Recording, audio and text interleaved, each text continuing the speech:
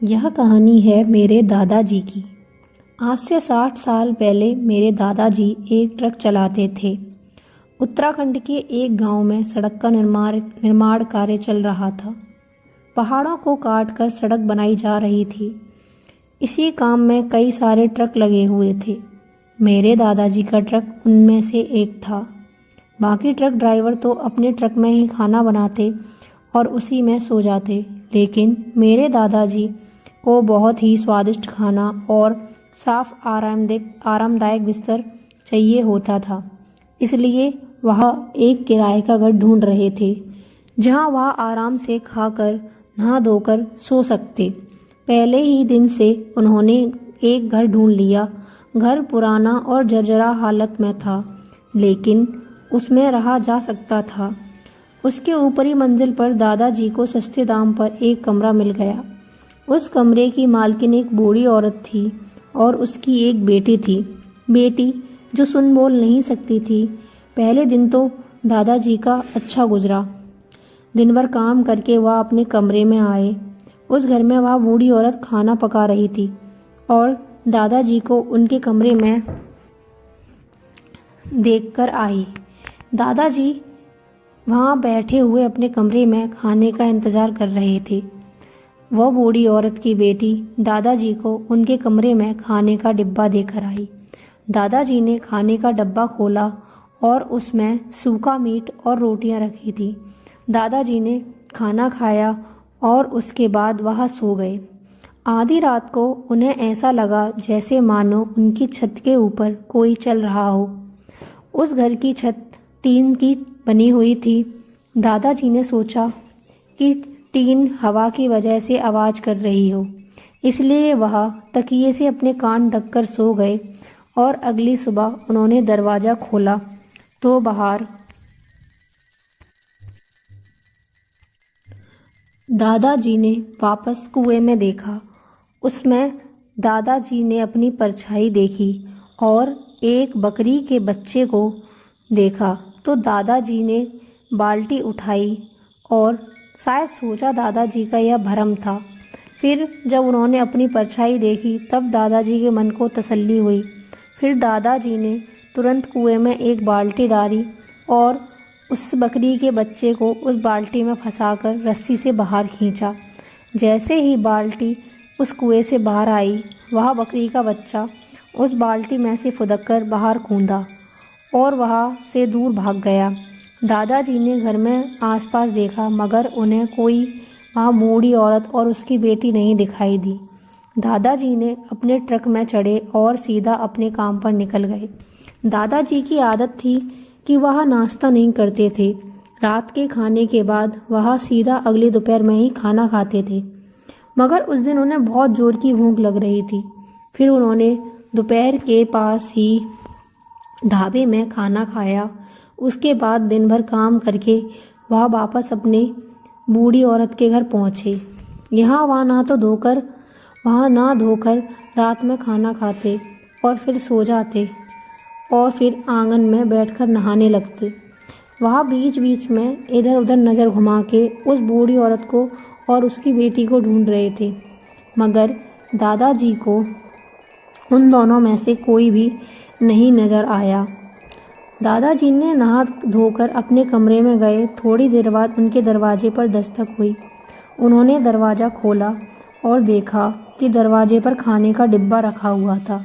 दादाजी ने दरवाजे से सर बाहर किया तो उन्हें उस बूढ़ी औरत की बेटी सीढ़ियों से नीचे जाते हुए दिखी।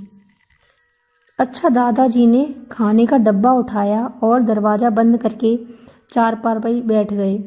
फिर दादाजी ने खाने का डब्बा खोला और उसमें आज भी सूखा मीट और कुछ रोटियां थीं। दादाजी ने पेट भरकर खाना खाया और डकार ली। खाने का डब्बा किनारे रखकर फिर दादाजी सो गए। वह सूखा मीट पिछली रात की तरह ही बहुत स्वादिष्ट था। आधी रात में एक आवाज़ को सुनकर दादाजी की नींद खुली। उन्हें ऐसा लगा जैसे कि आधी रात में किसी ने उन्हें खाली खाने के डिब्बे को उठाया हो। दादाजी ने आंखें खोली तो उन्होंने किसी को अपने कमरे से बाहर जाते देखा। दादाजी बिस्तर से नीचे उठे और दरवाजे के पास गए तो दादाजी ने देखा कि उस बूढ़ी औरत की बेटी सीढ़ियों से नीचे जा रही है। दादाजी को तो बड़ा अजीब लगा, क्योंकि उन्हें याद था कि सोने से पहले दरवाजे की चटकनी लगाकर बंद की है मैंने। फिर यह औरत अंदर कैसे आई? और फिर उन्होंने चुटकुले से लगे और दरवाजे को अच्छे से चेक किया। दरवाज़ा भीतर से अच्छी तरह बंद हो गया था। उसके बाद दादाजी अपने बिस्तर पर जाकर वापस सोने की कोशिश करने लगे, मगर ना दादाजी को नींद आ रही थी। अब उन्हें फिर से भूख लगने लगी। तभी उन्हें नीचे वाले कमरे में से कुछ आवाज़ आने लगी, मानो जैसे कोई कुल्हाड़ी से कुछ काट रहा हो। दादाजी को बड़ा अजीब लगा कि आखिर आधी रात में यहाँ औरत नीचे कर क्या रही है। खैर, दादाजी ने अपने कान तकिए से रखकर सोने की कोशिश करी, लेकिन कुछ देर बाद उन्हें अपने कमरे की छत पर किसी के चलने की आवाज़ आने लगी। फिर दादाजी ने सोचा कि शायद छत पर हवा की वजह से टीन हिल रही होगी। यह सोचकर बेचारे दादाजी फिर से सो गए। अगली सुबह जल्दी उठकर दादाजी फ्रेश होकर अपने काम पर भी जल्दी निकल गए। एक चाय की दुकान में दादाजी ने चाय पी और बन खाए। तभी चाय वाला बोला, अरे उस्ताद, आज क्या बात, तुम्हें सुबह सुबह भूख लग गई? अभी दादाजी ने कहा, हाँ यार, पता नहीं क्यों आज सुबह सुबह भूख लग रही है। उसके बाद दादाजी दिन भर रोड कंस्ट्रक्शन के काम में लगे रहे। रात में थक हार कर फिर वह उसी बूढ़ी औरत के घर पहुँचे। फिर दादाजी बेचारे देर से घर पहुँचे थे। वहाँ जाकर उन्होंने कुएं से पानी निकाला और आंगन में बैठकर नहाने लगे। नहाते नहाते उनकी नज़र उस बूढ़ी औरत की छत पर गई और जो उन्होंने देखा वह देखकर वह बड़े हैरान हुए और थोड़ा डर भी लगा, क्योंकि दादाजी ने उसे 3 छत की एक बूढ़ी औरत को देखा।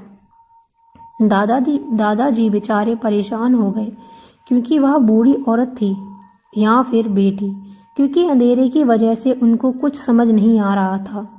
वह औरत बस बिना हिले डुले उन्हें खड़ी देख रही थी। तब फिर दादाजी ने जल्दी से अपने कपड़े पहने और तुरंत अपने कमरे में चले गए। थोड़ी देर बाद दादाजी के कमरे पर दस्तक हुई। दादाजी ने अपने कमरे का दरवाज़ा खोला तो दरवाजे के पास खाने का डब्बा रखा हुआ था। उन्होंने उसे खोलकर देखा। उसमें रोटियों के साथ आज भी सूखा मीट रखा हुआ था। दादाजी को बहुत जोर की भूख लग रही थी। उन्होंने फटाफट खाना ख़त्म किया और सोने के लिए बिस्तर में घुस गए। तभी उन्हें आंखें अपनी भूमि की ओर की।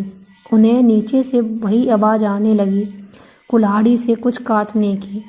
दादाजी बिस्तर से नीचे उतरे और फर्श पर लेट गए। उसके बाद उन्होंने फर्श पर कान लगा लिए और नीचे आती हुई आवाज़ को ध्यान से सुनने लगे। तब उन्हें कुछ ऐसी आवाज़ आ रही थी मानो जैसे कोई कसाई अपने बड़े चाकू से मीट काट रहा हो। तो मेरे दादाजी ने सोचा कि यह बूढ़ी औरत इतनी गरीब होने के बावजूद रोज़ मीट कैसे बना सकती है। इसके पास आखिरकार इतने पैसे आ कहाँ से रहे हैं।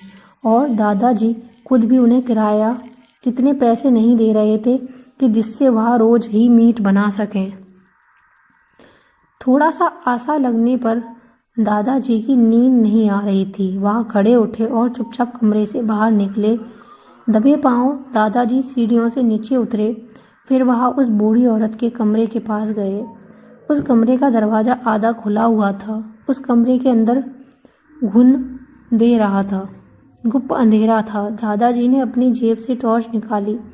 फिर दादाजी ने अपनी टॉर्च जलाई और उसे जलाकर अंदर कमरे में रोशनी डाली। उस कमरे में ढेर सारी सूखी लकड़ी, जिनके ऊपर मकड़ी के जाले लगे हुए थे।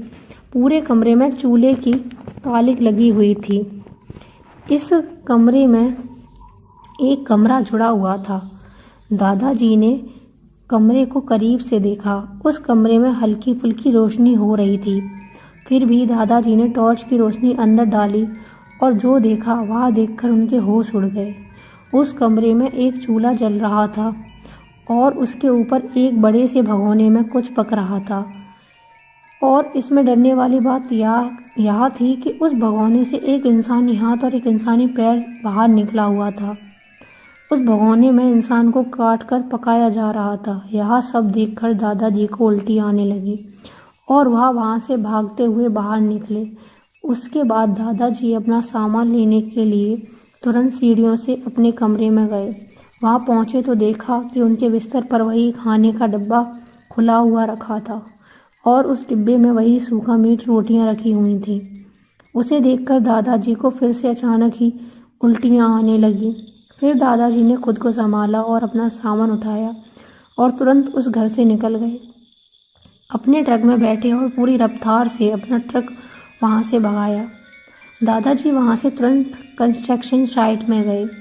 चाय की दुकान बंद थी। दादाजी ने उसी के सामने अपना ट्रक रोका और बैठकर सोचने लगे कि इतने दिनों से वह जो मीट खा रहे थे वो इंसान का था।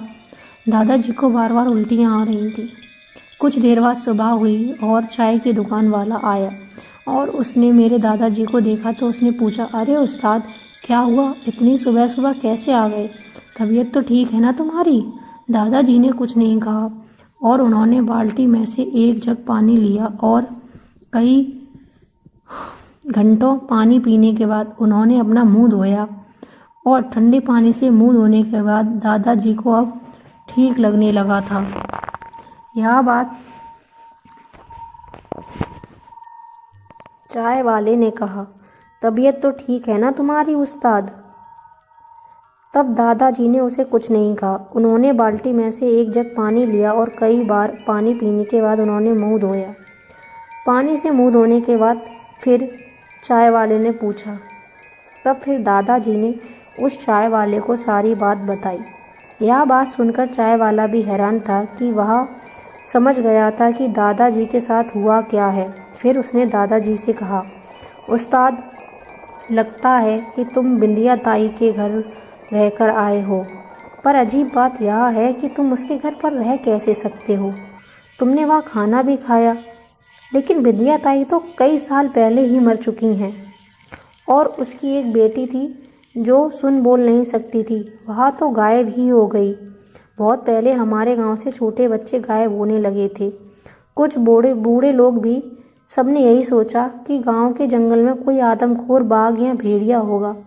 मगर एक शाम जब एक बच्चा डरा सहमा भागता हुआ घर वापस आया, उसने बताया कि वहाँ बिंदिया ताई ने उसे खीर खिलाने का लालच देकर अपने घर लेकर आई। वहाँ पहुंचकर बिंदिया ताई ने उसे बच्चे के हाथ पैर बांधकर और उसके मुंह में कपड़ा ठूंसकर उसे कमरे में बंद कर दिया और वहाँ बाहर दूसरे कमरे में घुसकर अपने चाकू पे धार धरने लगी और वहीं उसी कमरे में उसकी बेटी मसाला कूटने लगी। उसे बच्चों ने तो कैसे करके खुद को रस्सी से खोल लिया और फिर उसे कमरे की खिड़की से कूदकर बाहर निकल भागा। फिर उस बच्चे ने अपने घर आकर अपने माता पिता को यह सारी बात बताई। फिर सभी बच्चे गांव वाले जमा होकर बिंदिया ताई के घर पहुंचे। तब तक बिंदिया ताई और उसकी बेटी घर से भाग चुकी थी। गांव वालों ने उसके घर की तलाश करी तो गांव वालों को उसके घर के अंदर छोटे बच्चों की कंकाल मिले और कुछ लोगों को उसके घर के पीछे खेत में कुछ दबे हुए अशांक भी मिले जो कि बच्चे और बुजुर्ग के कंकाल थे। फिर गांव वालों ने वहाँ खुदाई की तो उन्हें गड्ढे में कई बच्चों की हड्डियाँ मिली। तब तो फिर गांव वालों का समझ आया कि बिंदिया ताई ने ही गांव वाले बच्चों को मारकर पीछे दफनाया है। उसके बाद गांव वालों ने बिंदिया ताई और उसकी बेटी को ढूंढना चालू किया।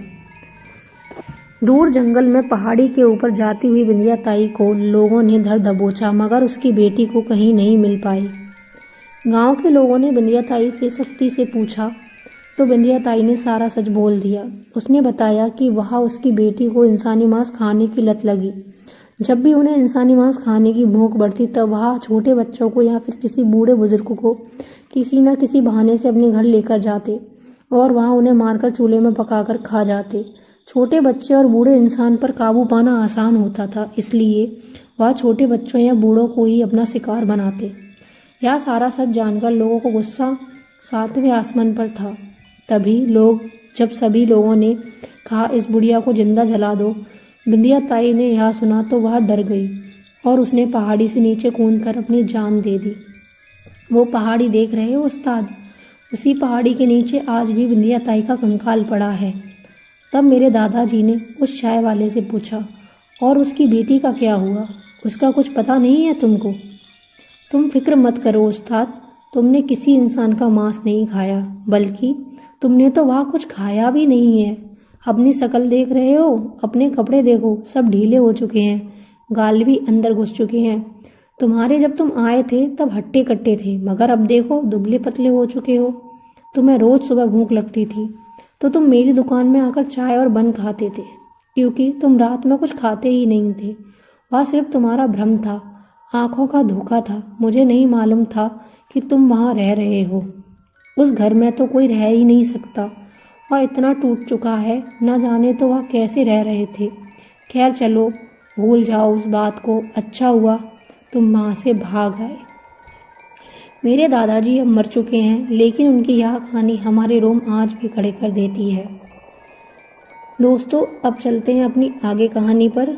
यह कहानी है मेरे नाना जी की। मेरे नाना जी एक ट्रक ड्राइवर थे। उससे पहले वह सेना में ट्रक चलाते थे। रिटायर होकर उन्होंने अपना एक ट्रक खरीदा और उसे चलाने लगे। यह सन 1960 के आसपास की बात है। उस वक्त सड़कों में मुश्किल से ही कोई दूसरी गाड़ी दिखाई पड़ती थी। एक रात मेरे नाना जी शहर जा रहे थे। ट्रक में धान की बोरियां रखी हुई थी। मंजिल दूर थी, सफ़र लंबा था और सड़क एकदम शांत थी। दूर दूर तक सिर्फ अंधेरा था और सड़क में बहुत ज़्यादा अंधेरा था। सड़क में नाना जी के अलावा कोई गाड़ी नहीं थी। तभी चलते चलते बीच रास्ते पर जंगल में नाना जी का ट्रक खराब हो गया। उसी दौरान नाना जी के साथ नाना जी का सहयोगी भी ट्रक क्लीनर नहीं था। नाना जी को अब अकेले उस ट्रक में इंतज़ार करना था। सुबह होने के बाद ही नाना जी ट्रक की खराबी का पता लगा सकते थे और नाना जी ट्रक में ही सो गए। आधी रात को उन्हें दूर से किसी दूसरे ट्रक के हॉर्न की आवाज़ सुनाई दी। नाना जी तुरंत उठकर बैठ गए। उन्होंने ट्रक की खिड़की से मुंडी बाहर निकाली और पीछे देखा। दूर से किसी गाड़ी की हेडलाइट की रोशनी दिखाई दी। दादाजी खुश हुए कि आखिर उन्हें उस गाड़ी वाले से कुछ मदद मिल जाएगी। फिर नाना जी ने उस गाड़ी के करीब आने का इंतज़ार करने लगे, मगर वह गाड़ी अभी भी उसी जगह पर थी जिधर वह कुछ देर पहले गाड़ी खड़ी दिखाई दे रही थी।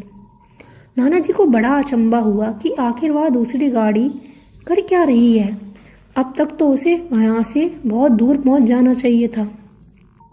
नाना जी बहुत देर तक उस गाड़ी वाले की हेडलाइट को देखते रहे। ऐसा लग रहा था मानो जैसे वह गाड़ी एक ही जगह में खड़ी हो। तभी उस गाड़ी की हेडलाइट बंद हो गई और अगले ही पल भर वह जल उठी। वह कभी जलती तो कभी बुझती, फिर कभी जलती तो कभी बुझती, मानो जैसे उस गाड़ी का ड्राइवर कोई सिग्नल दे रहा हो। नाना जी ट्रक से नीचे उतरे और कुछ देर बाद चलने के वह उस गाड़ी के पास पहुंचे। जंगल में वह गाड़ी खड़ी हुई नहीं थी। वह बहुत ही पुराना ट्रक था जिस पर बहुत ज़्यादा जंग लग रही थी और जिसका इंजन अभी भी चालू था और उसकी हेडलाइट जली हुई थी। नाना जी ने उस ट्रक के अंदर अच्छी तरह से देखा, मगर उसके अंदर कोई नहीं था। नाना जी ने आसपास अच्छे से देखा। उस ट्रक की हेडलाइट्स की रोशनी से आसपास अच्छा खासा दिखाई दे रहा था। उसी ट्रक के दोनों तरफ घना जंगल था। उस ट्रक का ड्राइवर आसपास कहीं नहीं दिखाई दे रहा था। नाना जी ने उस ट्रक के पीछे चढ़े और वहाँ अच्छे से देखा, मगर वहाँ भी पिछले हिस्से का ट्रक का भाग खाली था। तभी नाना जी को जंगल के अंदर से किसी के फंसने की आवाज़ सुनाई दी और नाना जी ने उसे देखा तो दूर जंगल के भीतर एक घर दिखाई दिया जिसकी खिड़की पर एक लालटेन लग रही थी। इस खिड़की के पास नाना जी को कोई खड़ा दिखाई दिया और नाना जी ने सोचा कि अभी वहाँ जाना ठीक नहीं रहेगा। वह सुबह ही वहाँ जाकर मदद कर मांगेंगे। वैसे भी अंधेरे में ट्रक को रिपेयर करना मुश्किल होता है। इसलिए नाना जी वापस अपने ट्रक की तरफ जाने लगे। अभी वह कुछ ही कदम चलते थे कि नाना जी को इस घर की तरफ से किसी की आदमी की दर्द भरी चीख सुनाई पड़ी। नाना जी उसी को सुनकर बुरी तरह से डर गए। नाना जी इतने बेवकूफ़ भी नहीं थे कि वह उसी को सुनकर उसके आदमी के पास मदद मांगने के लिए भागे। लेकिन नाना जी भाग जरूर रहे थे अपनी जान बचाने के लिए अपने ट्रक की तरफ। वह अपने ट्रक में चढ़कर चुपचाप बैठ गए। उनकी नज़र बैंक क्यों मिरर में थी। वह उस ट्रक को ही देख रहे थे। उस ट्रक की हेडलाइट अभी भी चालू थी, मगर तभी उन्हें हेडलाइट्स के सामने कोई खड़ा दिखाई दिया। नाना जी ने ठीक से देखने के लिए अपने ट्रक की खिड़की से सिर बाहर निकाला और पीछे देखा। हाँ, उस ट्रक की हेडलाइट के सामने कोई खड़ा था, कुछ इस तरह मानो वह नाना जी को देख ही रहा हो। नाना जी अपना सर खिड़की के से वापस अंदर लेते हैं और चुपचाप अपने ट्रक के दूसरे डोर से बाहर निकलते हैं और जंगल की तरफ भागते हैं। वहां जाकर नाना जी झाड़ियों में छुप जाते हैं। कुछ देर बाद उन्होंने अपने ट्रक के पास एक आदमी आता देखा। अंधेरे में कुछ साफ नजर नहीं आ रहा था, बस सड़क में उसके कदमों की आवाज़ के साथ काला साया दिखाई दे रहा था। कुछ देर तक वह काला साया उस ट्रक के आसपास घूमता रहा। सड़क पर ट्रक के पास खड़े होकर जंगल की उसी तरफ देखने लगा जहाँ नाना जी छुपे हुए थे। नाना जी को लगा कि उस आदमी ने नाना जी को देख लिया हो, मगर ऐसा कुछ नहीं था। कुछ देर तक खड़े रहने के बाद वह आदमी वहाँ से वापस चला गया और अपने ट्रक की तरफ जाने लगा। नाना जी अब उस घने जंगल में छुपे रहना ज़्यादा सुरक्षित लग रहा था, बजाय उसके कि वो अपने ट्रक में छुपकर बैठे। कुछ ही देर बाद नाना जी को पीछे खड़े जंगल में ट्रक को चलता देखा। वो ट्रक नाना जी के ट्रक की तरफ आया और फिर वहाँ से आगे निकल गया। जब वो ट्रक दूर निकल गया तब नाना जी छड़ी से बाहर निकले और भागते हुए सड़क पर आए। उस सड़क में धूप अंधेरा था, आसमान में बादल छाए हुए थे जिनके पीछे निकला हुआ चांद कभी बादलों के बीच से बाहर झांककर पल भर की रोशनी में खेल रहा था। नाना जी ट्रक पर चढ़े और टॉर्च की रोशनी लेकर वहाँ सीधे ट्रक से बाहर कूदे और फिर वहाँ सीधा उस जगह गए जहाँ उन्होंने वहाँ घर देखा था। जंगल के बीचों बीच बने उस घर की खिड़की पर कुछ देर पहले लालटेन जल रही थी, मगर अब वहाँ सिर्फ अंधेरा था। उस घर के करीब पहुंचकर नाना जी ने देखा कि वहाँ लकड़ियों का बना बहुत छोटा सा घर था। उस घर की कांच की खिड़की का कांच भी टूटा हुआ था और दरवाज़ा भी आधा खुला था, जिसके सामने सूखे पत्ते, सूखी लकड़ियाँ बिखरी हुई थीं। नाना जी ने उस आधे खुले हुए दरवाजे से टॉर्च की रोशनी अंदर डाली और देखा वह कमरा एकदम खाली था। फिर उसके बाद नाना जी ने उस आधे खुले दरवाजे को पूरा अंदर धकेला और वह दरवाज़ा आवाज़ करता हुआ खुल गया। अंदर जाकर नाना जी ने चारों तरफ टॉर्च की रोशनी घुमाई। उस कमरे की दीवारों पर खून के धब्बे लगे हुए थे और फर्श पर भी खून के धब्बे थे, मगर वह खून के धब्बे काफ़ी पुराने थे। तभी नाना जी को उस घर के दूसरे कमरे से किसी की चीखने की आवाज़ सुनाई दी। साथ ही साथ किसी चीज़ को घसीटने की आवाज़ भी आई। नाना जी ने टॉर्च की रोशनी अंदर डाली और आवाज़ दी, हेलो, अंदर कोई है? अगर आपको मदद चाहिए हो तो मैं मदद कर सकता हूँ। मगर दूसरी तरफ से कोई जवाब नहीं आया। नाना जी उस दूसरे कमरे में घुसे। वहाँ पर लकड़ी के फर्श पर खून के निशान थे, ऐसे निशान मानो जैसे किसी को खून से लथपथ इंसान को वहाँ से घसीट कर ले जाया गया हो। और वह खून के निशान उस घर के पीछे वाले दरवाजे से बाहर की तरफ जा रहे थे। नाना जी उस निशान का पीछा करते हुए उस घर के पीछे वाले दरवाजे के पास पहुँचे और टॉर्च की रोशनी दरवाजे से बाहर की, और वहाँ जो उन्होंने देखा उनके रोंगटे खड़े हो गए, क्योंकि दरवाजे से बाहर एक अधिक सड़ी हुई लाश जमीन में रेंगती हुई दूर जा रही थी। तभी नाना जी फिर से एक ट्रक रोकने की आवाज़ सुनाई पड़ी। नाना जी तुरंत अपनी टॉर्च बंद की और उस घर की खिड़की से बाहर की तरफ झांकने लगे। सड़क में वही ट्रक खड़ा था, वही जंग लगा हुआ ट्रक उसमें से एक आदमी उतरा, उसे घर की तरफ आने लगा। नाना जी उस घर के पीछे वाले दरवाजे से भागे। वहाँ अर्धसरी लाश अब आसपास कहीं नहीं थी। नाना जी अब उस घर से दूर भागे और भागते भागते उस घर से फिर से एक आदमी की दर्द भरी चीख सुनाई दी, बिल्कुल वैसे ही जैसे उन्होंने पहले सुनी। नाना जी फिर से एक झाड़ी में छुप गए और तब तक छुपे रहे जब तक सुबह नहीं हुई। सुबह रोशनी होने के बाद ही वह झाड़ी से निकलकर अपने ट्रक के पास आए। अपने ट्रक का इंजन चेक किया। उसमें एक मामूली सा फॉल्ट था जिसे दादाजी ने तुरंत ही ठीक कर लिया। उसके बाद नाना जी ने अपना ट्रक स्टार्ट किया और जंगल से बाहर निकलते ही भगवान का शुक्रिया अदा किया। और तब नाना जी को बाद में पता चला कि वह जंगल भूतिया है। बहुत साल पहले उस जंगल में एक अंग्रेज फॉरेस्टर ऑफिसर रहता था जिसका कत्ल हो गया था। किसी ने उस अंग्रेज अफसर को बहुत बुरी तरह से चाकू से गोद कर मारा था। अफसर की लाश जंगल के बहुत अंदर मिली थी।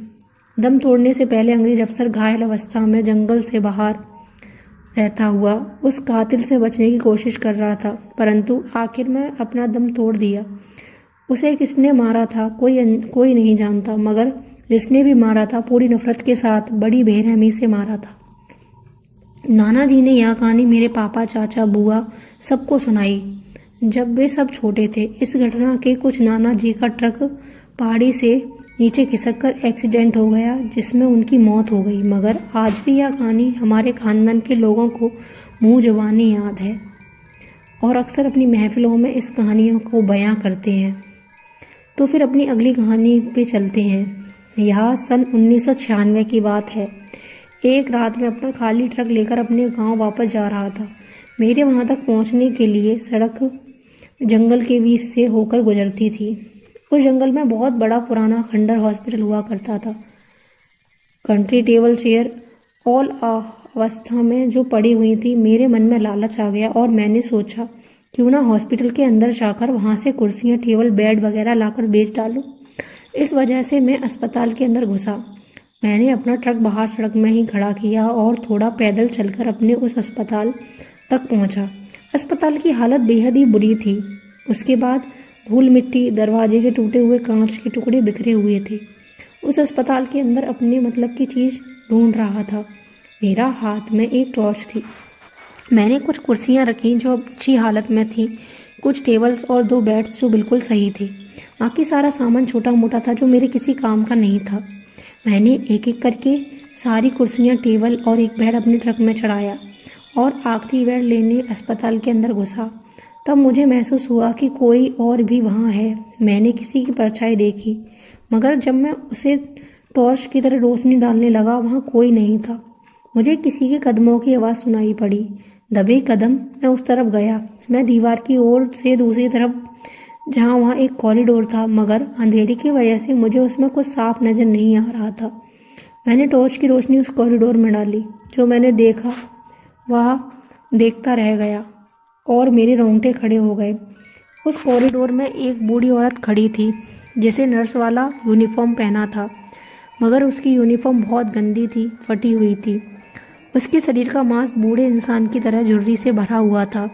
उसकी पीठ पीछे को निकली हुई थी और किसी को शब्द के समान दिखाई दे रही थी। उसके दोनों अपने अंदर की तरफ मुड़े हुए थे, गर्दन एक तरफ झुकी हुई थी। उस खंडर के अंदर एक ही जगह चुपचाप खड़ा देख रहा था। वह नज़ारा किसी का भी होश उड़ा सकता है। यह दृश्य इतना भयानक था कि मेरे अंदर डर की आवाज़ बाहर साफ साफ सुनाई दे रही थी। मेरी नज़र मानो उस पर अटक सी गई। मुझे मेरे पीछे से किसी के कराहने की आवाज़ आई। मैंने जैसे पलटकर पीछे देखा, मेरे पीछे एक बूढ़ा आदमी जिसके शरीर की हड्डियाँ उसके शरीर की खाल के अंदर साफ लग रही थी। वह बूढ़ा था। बूढ़ा आदमी लड़खड़ाते हुए मेरी तरफ आ रहा था। मैंने वापस पलटकर उस नर्स की तरफ देखा जो भी मेरी तरफ आ रही थी। अब मैं उन दोनों के बीच फंसा हुआ था। मेरे पास भागने के अलावा कोई दूसरा रास्ता नहीं था। मैं घबरा हुआ बड़ी उन दोनों की तरफ देख रहा था। वह दोनों मेरी तरफ बेहद ही करीब थे। मैं जोर से चीखा और फिर सब शांत हो गया। सफलता मैंने उनकी आंखें खोली और आसपास टॉर्च घुमाकर देखा। मेरे आसपास कोई नहीं था। मुझे लगा मानो जैसे मैं खड़े खड़े ही कोई भयानक सपना देख रहा हूँ। मुझे अभी तक उन दोनों की भयानक शक्ल याद है। मैं भागते हुए अपने ट्रक की तरफ आया, ट्रक में चढ़ा और ट्रक में अपने गांव की तरफ भागा। जब मैं ट्रक में चल रहा था तब मुझे ट्रक के पीछे वाले हिस्से में कुछ हलचल महसूस हुई। मुझे ऐसा लगा मानो जैसे मेरे ट्रक के पीछे कोई है। तभी मैंने ट्रक के बैक व्यू मिरर में पीछे देखा। ट्रक के पीछे वही टेबल, चेयर, बेड गिरे हुए थे जिन्हें मैं हॉस्पिटल से चुरा कर ला रहा था। किसी ने वह सारा सामान मेरे ट्रक से बाहर फेंक डाला। उसके बाद मैं ट्रक लेकर सीधा अपने घर पहुंचा और घर पहुंचकर अगली सुबह मुझे बहुत तेज़ बुखार आया और काफ़ी दिनों तक मैं बुखार में लपटा रहा। कोई भी दवा दारू काम नहीं आई और बुखार कम नहीं हुआ। तब मुझे गांव के बाहर एक घाट पर अघोरी के पास ले जाया गया। तब उस अघोरी ने बताया कि इस पर 2 बुरी आत्माओं का वास है, जो एक आदमी और एक औरत की हैं। आत्माओं की शर्त है कि उन्हें किसी बड़े जानवर की बलि दी जाए, तभी वह मुझे छोड़कर जाएंगे। वह अघोरी आंखें मूंद के मुंह ही मुंह कुछ बड़बड़ाता रहा। शायद वह उन दोनों आत्माओं से बहस कर रहा था, क्योंकि कुछ देर बाद उसने आंखें खोली और हमसे बोला कि आत्मा किसी बड़े जानवर की बलि मांग रही थी, जैसे गाय, बैल, भैंस आदि। लेकिन अब वह 2 बकरियों की बलि मांगकर तुम्हारे ऊपर से हट जाएंगी। उन दोनों आत्माओं से पीछे छुड़ाया और काफ़ी समय तक वह दोनों भयानक चेहरे मुझे याद आते रहे। इन 22-23 सालों में उस जंगल में कई कॉलोनी बन चुकी थी। फिर 2 बिल्डर ने उस अस्पताल को तोड़कर वहाँ मॉल बनाना चाहा, मगर दोनों ही रोड एक्सीडेंट में मारे गए और आज भी कोई भी उस इमारत को छू नहीं सकता। आज भी वह इमारत अपनी जगह में तैनात है और जैसी की तैसी ही खड़ी है। जिससे उसे छेड़ने की कोशिश की है वह बर्बाद हो गया और मारा गया। मगर उस घटना की छाप आज भी मेरे मन में किसी जख्म की तरह ताज़ा है। यह बात आज से 20 साल पुरानी है। मैं मेरी पिकअप ट्रक शहर लेकर जा रहा था। मेरे ट्रक में नाच की बोरियां रखी हुई थी, जिनको मैं शहर के बाज़ार में लेकर बेचना था। रात के 1 बजे ही मुझे मंडी पहुंचना था। 7 बजे से बाज़ार लगना चालू हो जाता है। मुझे रात में ड्राइव करते हुए काफ़ी डर लग रहा था, लेकिन उस रात लग रहा था क्योंकि पिछली बार जब मैं इस सड़क से गुजरा था तब मुझे 2 लाल आंखें दिखाई दी, तेज चमकती। मैं अच्छे से जानता था कि वह आंखें मेरा भ्रम नहीं थी।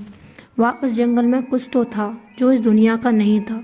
उन 2 लाल आंखों को झपकते हुए भी देखा मैं, जैसे हमारी पलकें झपकती हैं, बिल्कुल वैसे ही। खैर, उस रात जब मैं उसी जगह से दोबारा गुजर रहा था तभी मेरी आंखें उन 2 लाल आंखों को ढूंढ रही थी, मगर उस जगह में तो कुछ मिला ही नहीं। उससे बहुत दूर आगे जाकर मुझे वही 2 लाल आंखें फिर से दिखीं। इस बार वह 2 आंखें सड़क के बिल्कुल करीब थी। मैंने अपना ट्रक दूर ही रोक लिया। अगर मैं अपने उस ट्रक को उसके पास करीब ले जाता या वहाँ से गुजारता तो वह पक्का मुझे दबोच लेता। मेरे ट्रक की हेडलाइट ठीक उसके ऊपर ही पड़ रही थी। मैं उन झाड़ियों में छिपा हुआ साफ देख रहा था। उसका सर किसी बहुत बड़े कुत्ते के समान था, एक बड़ा काला कुत्ता। मुझे सिर्फ उसका सिर ही दिखाई दे रहा था। उसकी नज़र मेरी कार की तरफ थी। ऐसा लग रहा था मानो जैसे वह मुझे इंतज़ार में ही बैठा हो। उस सड़क में मेरे अलावा कोई दूसरी गाड़ी नहीं थी। फिर तभी तुरंत मैंने अपने ट्रक की रिवर्स गियर को डाला और गाड़ी को तुरंत धीमे धीमे पीछे की तरफ ले जाने लगा। मेरे ऐसा काम करते ही सामने सड़क किनारे झाड़ी में छुपा हुआ वह विशालकाय जानवर सतर्क हो गया। मैं गाड़ी को तुरंत ही मोड़ सकता था, मगर मैं ऐसा करता तो उसी वक्त कोई गाड़ी मेरे पीछे आ जाती तो हम दोनों भी विजड़त हो जाते। तभी मेरे सामने वह जानवर झाड़ी में से पूरी तरह से बाहर निकला, मानो जैसे वह मुझ पर हमला करने वाला था। तब मैंने उसको पूरा देखा। वह पूरी तरह से कुत्ते जैसा दिखने वाला बहुत बड़ा विशाल जानवर था। उसकी आंखें नर्क की तरह अग्नि में धधक रही थी। मुझे लगा मानो जैसे वह मुझ पर हमला करने वाला है, मगर तब तक मेरे बगल से एक विशाल पिकअप ट्रक गुजरा जिसमें 2 घोड़े लदे हुए थे। अब तक मैं समझ रहा था कि मेरे सामने एक विशाल कुत्ता है या मेरे लिए घात लगाए बैठा है, मगर मेरी समझ में अब आ गया कि वह मेरे लिए नहीं बल्कि इस घोड़े के लिए घात लगाए बैठा है। वह ट्रक जैसे ही कुत्ते के सामने गुजरा, इस वक्त उस कुत्ते ने उस ट्रक पर जोर से टक्कर मारी और वहां तक पलट गया। दूर जाकर पहुंचा। उसमें लगे हुए घोड़े चिढ़कर दूर जा गिरे। मेरे देखते ही देखते उस विशालकाय कुत्ते ने एक घोड़े को अपने मुंह में दबोचा और जंगल में भाग गया। इससे पहले कि वह उस दूसरे घोड़े को लेने आता, उससे पहले अपनी गाड़ी स्टार्ट की और सीधा उस पलते हुए पिकअप ट्रक के पास गया। उस ट्रक का ड्राइवर घायल अवस्था में था, उसके अंदर फंसा हुआ। मैंने उसे बाहर निकाला और अपने ट्रक में बिठाया और फिर मैं पूरी रफ्तार से वहाँ से अपना ट्रक लेकर शहर की ओर भागा। उस आदमी को मैं हॉस्पिटल में एडमिट करवा के आया और पुलिस को भी इस घटना की सारी जानकारी बताई और उस चीज़ के बारे में भी बताया। पुलिस ने उसे जंगल में सर्च ऑपरेशन चलाया, मगर उन्हें वहाँ कोई विशाल का कुत्ता या कोई जानवर भी नहीं मिला और ना ही किसी और ने उस जीप को देखा। कोई खबर मुझे अखबार या न्यूज़ चैनल में नहीं मिली। मैंने अपनी आंखों से साफ साफ उसको देखा था। वह शायद इस दुनिया का नहीं था। शायद सिर्फ वह अपना शिकार करने के लिए इस दुनिया में आया हो और शिकार करके वापस अपनी दुनिया में चला गया। एक रात दिल्ली की सड़कों पर एक ट्रक ड्राइवर अपना ट्रक चला रहा था। वह एकदम अकेला था और उसके अलावा उस सड़क में कोई और नहीं था। वह पिछले 30 घंटे से लगातार ट्रक चला रहा था। उसकी नींद की थकान की वजह से उसकी आंखें बार बार खुलती और बंद होती, इसलिए उसने कुछ देर आराम करने के लिए सड़क के किनारे एक पुराने खंडर के सामने अपना ट्रक रोका। उसने सोचा कि थोड़ी देर के लिए आराम कर लेता हूँ, फिर अपने रास्ते में चल पड़ता हूँ। लेकिन जैसे ही वह अपनी आंखें बंद करके सोने वाला था, उसे एक अजीब सी आवाज़ सुनाई दी। एक ट्रक ड्राइवर घबराते हुए बोला, कौन है? उसने हड़बड़ाते पूछा, पर उसे कोई उत्तर नहीं मिला। उसको लगा शायद यह उसका भ्रम हो सकता है, उसके कान बज रहे होंगे, इसलिए उसने उसे आवाज़ को इग्नोर किया और फिर से सोने की कोशिश करने लगा। लेकिन फिर से उसे वही आवाज़ सुनाई दी, एक औरत की आवाज़, और वह औरत उससे बोल रही थी, या सुनो, बाहर आओ तो सही, मैं तुम्हें कहानी सुनाऊंगी। ट्रक ड्राइवर यह सुनकर एकदम हैरान हो गया। उसने सोचा कि यह सच में कोई उसे बात कर रहा है या फिर यह उसका भ्रम हो सकता है। डरते डरते उसने अपने ट्रक का दरवाज़ा खोला और बाहर आकर देखा। बाहर उसे कोई नहीं दिखा और फिर वह ट्रक से नीचे उतरा। वह डरा हुआ सहमा हुआ अपने चारों तरफ देख रहा था, मगर उसे कोई भी नहीं दिखाई दिया। तभी उसे फिर से एक आवाज़ सुनाई दी, अपने पीछे देखो, मैं तुम्हारे पीछे खड़ी हूँ। जैसे ही उस ट्रक ड्राइवर ने यह आवाज़ सुनी, वह जड़ से पलटकर पीछे मुड़ा। उसने देखा उसके पीछे एक पुराना सा खंडर और उसके सामने एक औरत खड़ी थी जिसके काले बाल हवा में लहरा रहे थे। उसने सफ़ेद रंग की साड़ी पहनी थी, उसकी आंखें बड़ी बड़ी और लाल थीं। उस औरत ने उस ट्रक ड्राइवर से पूछा, क्या तुम्हें अकेले रास्तों में डर नहीं लगता? ट्रक ड्राइवर ने बड़ी हैरानी से जवाब दिया, आप कौन? तो औरत ने हंसते हुए कहा, मुझे देखने से तुम्हें पता नहीं चल रहा कि मैं कौन हूँ? और तुम एक अजनबी ड्राइवर, सही कहा ना मैंने? ट्रक ड्राइवर ने डरते हुए कहा, चुड़ैल, पर तुम मेरे सामने क्यों आई हो? मैं तो बस थोड़ी नींद ही लेकर जाने वाला था। हाँ जानती हूँ, इसलिए तो मैं तुम्हें सुलाने के लिए तुम्हारे पास आई हूँ। चलो तुम्हें एक कहानी सुनाती हूँ। इस कहानी को सुनकर तुम्हें बहुत अच्छी नींद आई। आओ मेरे पास आओ, मेरी गोद में अपना सर रखकर सो जाओ। उस ट्रक ड्राइवर ने अपनी आंखों में देखा और उसकी आंखें और बड़ी बड़ी होती जा रही थीं और उसके मुंह से लार टपक रही थी। ऐसा लग रहा था जैसे वह उसे खाना चाहती हो। वह ट्रक ड्राइवर तुरंत ट्रक में चढ़ा। उसने हमें ट्रक स्टार्ट किया और पूरी रफ्तार के साथ उस जगह से अपने ट्रक को भगा लिया। ट्रक ड्राइवर ने बैक व्यू मिरर में भी उसको देखा। वह हवा में उसके साथ दौड़ रही थी और काफ़ी दूर तक उसका पीछा किया और फिर जैसे ही एक मंदिर नज़दीक आया, वह हवा में कहीं गायब हो गई। ड्राइवर ने जब मन की दूसरे ड्राइवरों को यह बात बताई तो उन्होंने बताया कि वह जंगल एक हॉरर जंगल था। वहाँ उस जंगल में एक हॉन्टेड खंडर था जिसमें एक चुड़ैल रहती थी। उस चुड़ैल ने किसी का नुकसान नहीं किया और कोई भी उस खंडर के सामने रुकता तो वह उनको परेशान करती थी। अगर उसके खंडर के सामने कोई नहीं रुकता तो वह किसी से कुछ नहीं कहती, ना किसी को कुछ नुकसान पहुंचाती है। अगर आपको कहानी पसंद आई हो तो चैनल को सब्सक्राइब करें, साथ ही साथ वीडियो को लाइक करना ना भूलें। ऐसी कहानियों के लिए बेल आइकन प्रेस ज़रूर कर दें। Thanks for watching.